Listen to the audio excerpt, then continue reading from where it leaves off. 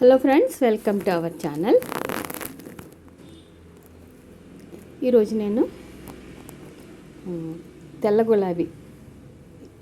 గులాబీ మొక్క గురించి చెప్తా అన్నాను.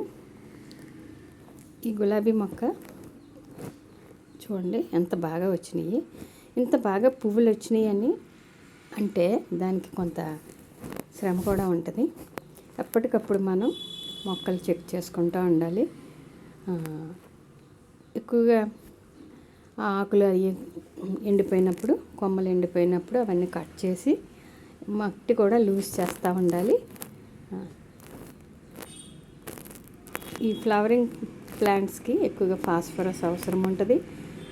బనానా ఫెర్టిలైజర్ ఇవ్వండి.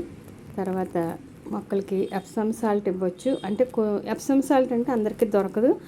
దాని బదులు మనం శనగలు దొరుకుతాయి కదండి మనకి. ఆ శనగలు వాటర్లో పోసి పెట్టుకొని నానబెట్టుకొని 1-2 రోజులు ఉంచుకొని ఆ వాటర్ ఫిల్టర్ చేసి డైల్యూట్ చేసి ఇచ్చేసుకోండి మొక్కలకి. అప్పుడు ఎప్సమ్ సాల్ట్ వల్ల మనకి ఆకుల్లో ఉన్న ఆ గ్రీనరీ పెరుగుతుంది అనమాట. క్లోరోఫిల్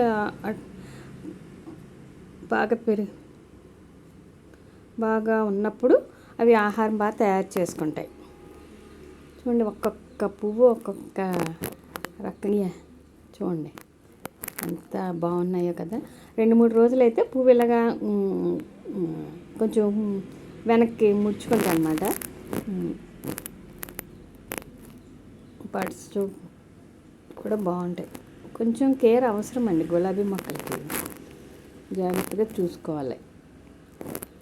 అలాగే ఫిల్టర్ చేసుకుని వేసుకోండి. మళ్ళీ అవి ఆ నీళ్ళు పోసేసుకుని 1-2 రోజులు ఉంచుకుని అలాగే ఫిల్టర్ చేసుకోవచ్చు, వాడుకోవచ్చు. చూడండి ఎంత బాగున్నాయో. ఇదండి మా గార్డెన్లో ఉన్న తెల్ల గులాబీ మొక్క. రేపు ఇంకొక గులాబీ మొక్కతో కలుద్దామండి. నేను ఈ వారంలో గులాబీ పువ్వులే పెట్టాలనుకుంటున్నాను. Thank you for watching. Please like, share and subscribe. Thank you. ఏమండి, లైక్ చేయడం మర్చిపోవద్దు. Thank you.